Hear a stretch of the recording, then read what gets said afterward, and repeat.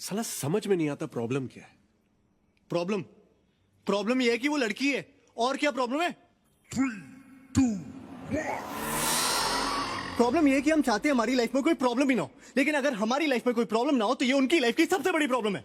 Basically हर लड़की की life में एक उम्र आती है जब उसे रियलाइज होता है कि अब उसकी लाइफ एक ड्राइवर, एक बॉडीगार्ड, एक नौकर और एक एटीएम के बिना नहीं चल सकती। और अब हर लड़की इतना सब कुछ तो अफोर्ड कर सकती नहीं ना, तो लड़कियां ढूंढती है बॉयफ्रेंड, ट्राई पे रखती, काम पर रखती है, काम अच्छा लगे तो नौकरी, परमानेंट, शादी।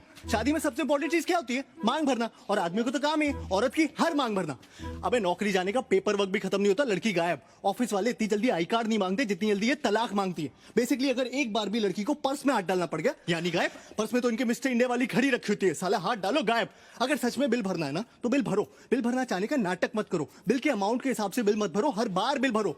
और सुन, लड़कियां ना माँ बाप के सामने गिव अप मारने का सिर्फ नाटक करती हैं। ऐसा कभी नहीं होगा कि तुम 2 लाख कमा रहे हो और वो माँ बाप के प्रेशर में 50,000 वाले से शादी कर ले।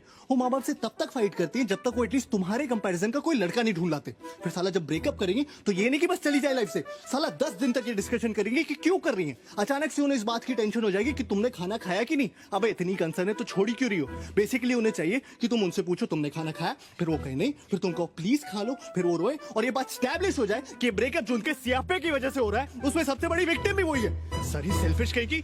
अबे तू टाइटैनिक वाली को देख ले। चल माना कि लकड़ी पे एक आदमी के फिट होने की जगह थी तो 15-15 मिनट की बारी नहीं ले सकते थे? ठीक है तुम्हें पहले चढ़ने दिया, इसका मतलब है चढ़ के सो जाओगी, मस्त में नींद पूरी करके उठी। अबे तुमने ये कैसे डिक्लेयर कर दिया कि वो मर गया? तुम डॉक्टर हो, तुमने उसकी नब्ज चेक की, नहीं बेहोश भी तो हो सकता था। नहीं गुड मॉर्निंग बेबी नहीं बोला मतलब मर गया, नीचे फेंक के चली गई।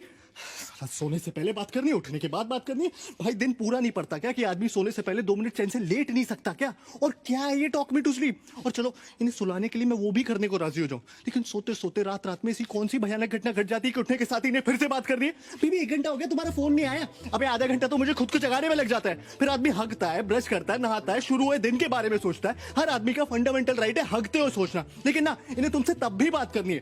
भाई शादीशुदा आदमी हमेशा ऑफिस के लिए लेट क्यों हो रहे होते हैं? क्योंकि जो टाइम पे उठते हैं वो बात करने में लेट हो जाते हैं, और जो समझदार है वो उठते ही लेट है कि साला उठो, तैयार हो और भागो, बस बात ना करनी पड़े। और ये सब बर्दाश्त करने के बाद, और इनका सबसे बड़ा सियापा ये है कि इन्हें सेक्स के बाद भी बात करनी है।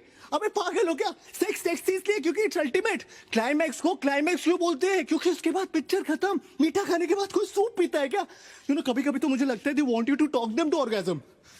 लड़कियों की ना आदमियों से सिर्फ 2 नीड्स होती है, आई लव यू और सॉरी। साला आई लव यू बोलो तो बोलेंगी why do you love me. इन्हें हर 2 महीने में जानना है why do you love me, या I love you but give me 5 reasons why you love me. अरे पागल हो क्या यार, इतना कौन सोचता है बे? सुना नहीं तुमने कभी प्यार एक एहसास है?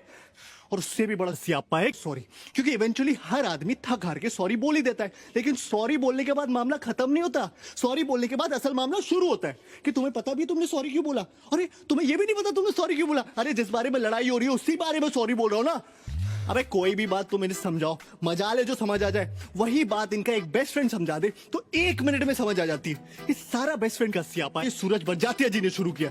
बेस्ट फ्रेंड की टोपी पिना पिना के दोस्ती में no sorry no thank you. Sir दोस्ती में प्लीज भी नहीं रहा, दोस्ती में पूछना भी नहीं रहा, दोस्ती में अब लिमिट ही नहीं रही।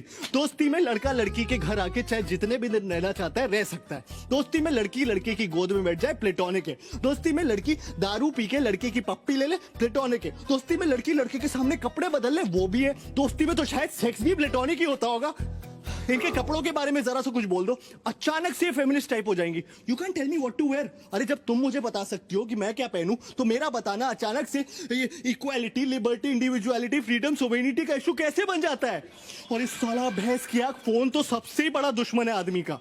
क्या है ना, हर रिलेशनशिप में एक स्टेज आती है जब आपको फोन पे बात करते हुए पता होता है कि इस कॉन्वर्सेशन में एक पॉइंट के बाद लड़ाई होनी है, लेकिन आप फोन कट नहीं कर सकते क्योंकि लड़कियों के हिसाब से तो आपके फोन पे कट करने का बटन ही नहीं होना चाहिए। वो कट कर सकती है क्योंकि वो उनका हक है या उनको सिर्फ मास्टर शेफ देखना है, लेकिन आप नहीं, क्योंकि एयरटेल अब फोन ही नहीं टीवी पे भी आपकी मारने के लिए आ गया। मैच रिकॉर्ड करो बाद में देखो। अबे औरतें कन्विंस होगी कि मैच रिकॉर्ड करके बाद में देखना एक जेन्युइन प्रोपोजिशन है। अबे कौन सा सेल्फ रिस्पेक्टिंग मर्द मैच बाद में रिकॉर्ड करके देखता है बे? पहले साले ये सर्विस प्रोवाइडर्स हमारी मार रहे थे कॉल रेट्स कम करके, वो मार के उठे तो साले स्मार्टफोन्स वाले आ गए। अब बता ऐसी कौन सी जरूरत आ गई थी ऐसा ऐप बनाने की जिससे किसी को आपकी लोकेशन का पता चले? हाँ, सिगरेट खरीदने के लिए रास्ते में रुक गया तो तुरंत फोन आ जाएगा, बेबी यू आर फाइन ना? नहीं मैंने देखा तुम 3.5 मिनट से कहीं पर रुके थे तो मैंने सोचा फोन करके पूछ लूं। हाँ? अबे मेरी माँ गाड़ी चलाते वक्त इतनी बार फोन करोगी तो मैं से ही मर जाऊंगा। साला आदमी मर भी रहा हो ना